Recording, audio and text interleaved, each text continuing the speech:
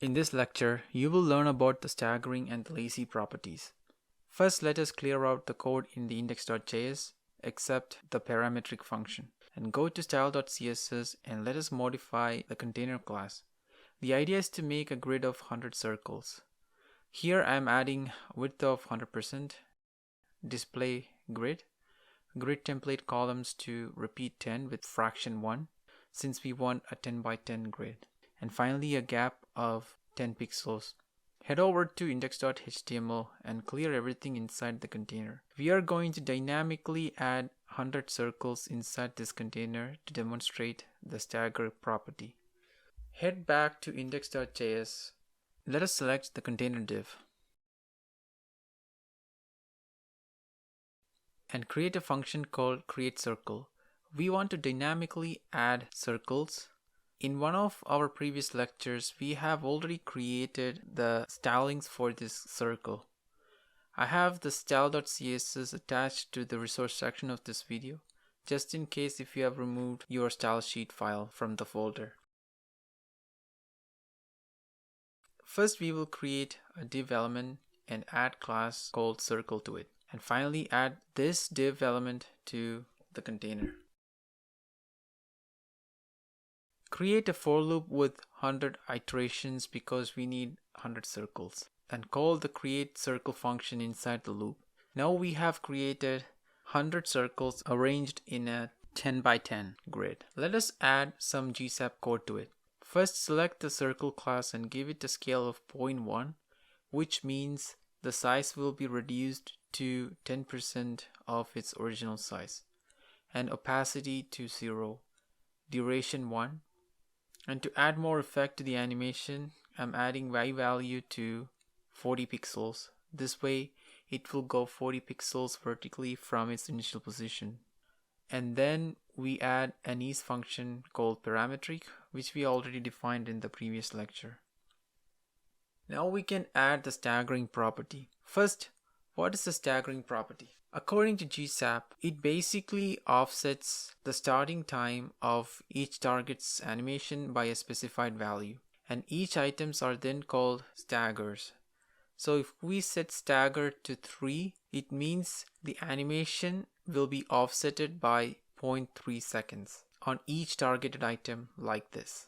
This is equivalent of adding each property and setting its value to 0.3 seconds within the staggering property.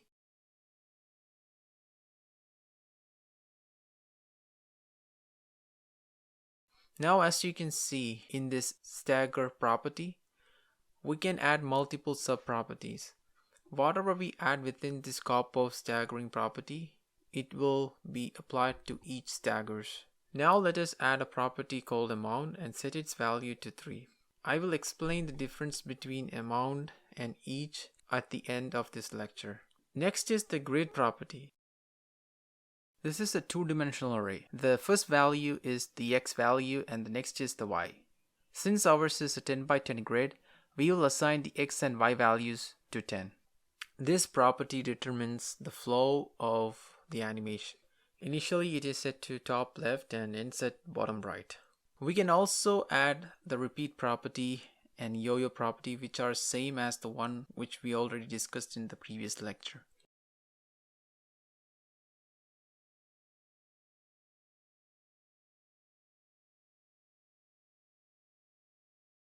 The next property we are looking at is the from property. This will determine from which position should the stagger start. So if we put 3, it means it starts from the 4th position and ends at the 4th position of the bottom row.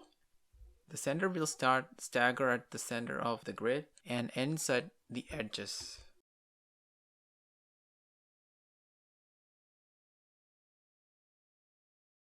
Start will start the stagger at the top left and ends at the bottom right. The edges will start the staggers from all the corners and ends at the center. End will start the animation at the bottom right of the stagger and ends at the top left. Random will inordinately start the staggers and ends at the same location. We can also add ease property here as we discussed in the previous lecture.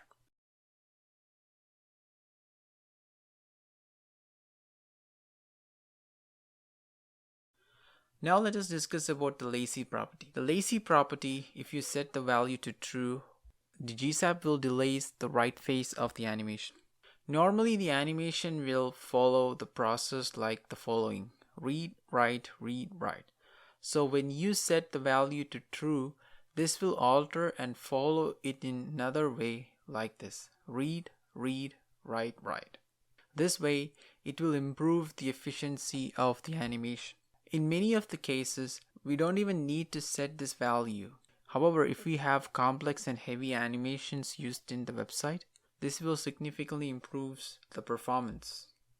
Finally, I want to show you the difference between the amount and each property. The amount property determines the duration between the start of each animation.